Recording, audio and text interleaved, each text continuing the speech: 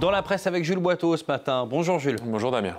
Avec à la une la politique française, déjà les yeux rivés sur l'élection présidentielle de 2027 et la gauche n'y échappe pas.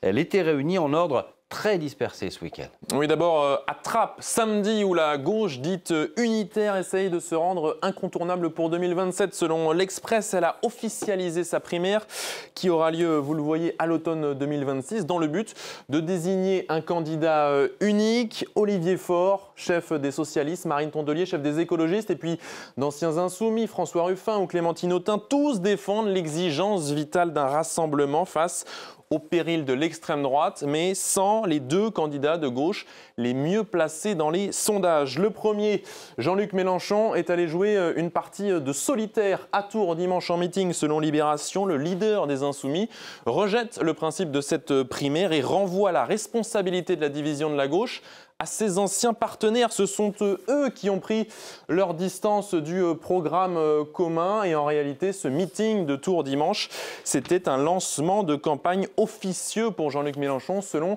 le HuffPost. De l'autre côté de la gauche, c'était à Pontoise que Raphaël Glucksmann est allé cajoler les sociodémocrates, selon le Parisien. Celui qui avait fait 14% lors des dernières européennes, 4 points de mieux que la France insoumise, se prête à rêver. Pas encore officiellement candidat pour 2027, il peut déjà compter, vous le voyez, sur le soutien de François Hollande, ancien président socialiste, et de Bernard Cazeneuve, ancien Premier ministre. À gauche, les grandes manœuvres ont débuté, reste à savoir qui pour diriger le navire. Voilà pour les politiques françaises. À la une de la presse également ce matin, Jules, la santé très moribonde du cinéma français et américain. Oui, année très laborieuse pour les films français en une du Parisien. Où sont passés les millions depuis le 1er janvier? Seuls 5 longs métrages ont dépassé le million d'entrées dans les salles obscures, 2 fois moins que l'année précédente, moins 15% de fréquentation dans les cinémas. Pourquoi? Eh bien car les films sont moins bons selon les experts et le bouche à oreille est en panne. Et le constat, eh bien, il est sensiblement le même outre-Atlantique, où vous allez le voir, Hollywood touche le fond selon le New York Times.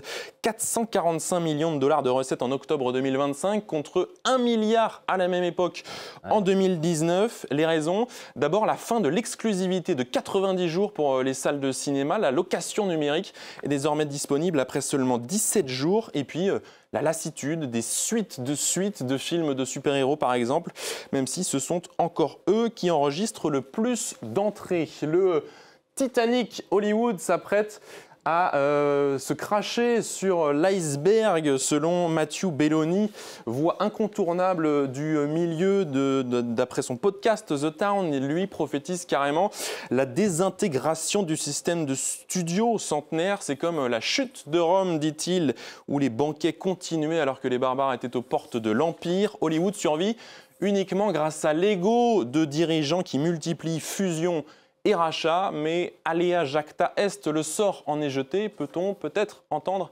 derrière les caméras. C'est sûr que si on peut voir les films 17 jours après leur sortie sur des plateformes, ça va être très compliqué pour le monde du ciné. À la une de la presse, enfin, Jules, la fin de la saison de tennis chez les messieurs, saison ultra dominée par 2 hommes, Carlos Alcaraz et Yannick Sinner. L'Italien Yannick Sinner, numéro 1 selon la une de Tutto Sport. Sinner qui a remporté hier la finale du Masters, le dernier tournoi de la saison qui réunit les 8 meilleurs joueurs du monde. Victoire 7-6, 7-5 face à Carlos Alcaraz. Tu es toujours le roi, à adouber de son côté le quotidien sportif, la Gazzetta dello Sport. Yannick Sinner ayant conservé hier son titre au Masters à l'issue d'une finale magnifique, même si c'est bien Carlos Alcaraz qui finit, lui, la saison à la place de numéro 1 mondial. Cette saison 2024-2025, elle aura vraiment été une course à 2 chevaux sur le circuit ATP. Illustration grâce aux statistiques du très bon média tennis, jeu 7 et match. Pour la première fois de l'ère Open, une même affiche s'est jouée lors des finales de 4 grands tournois consécutifs. Vous le voyez, Roland-Garros, Wimbledon, US Open et donc le Masters. Seul l'Open d'Australie en début de saison a vu Yannick Sinner s'imposer, mais pas contre son plus grand rival. Peut-être plus parlant encore, les 2 joueurs ont disputé en commun 19 tournois cette saison. Bilan 18 titres. Seul le Master 1000 de Madrid a échappé à l'un des deux joueurs qui ne laisse que des miettes pour les autres. Une petite dernière statistique pour la route. Il y a plus d'écart de points entre les deux hommes et le numéro 3, Alexander Zverev, qu'entre Alexander Zverev et le 1000e joueur mondial. Le tennis est dominé par un monstre à deux têtes. Incroyable. On aimait les duels Nadal-Federer. Voilà quelques années entre Alcaraz et Sinner. Donc, merci beaucoup, Jules, pour cette revue de presse.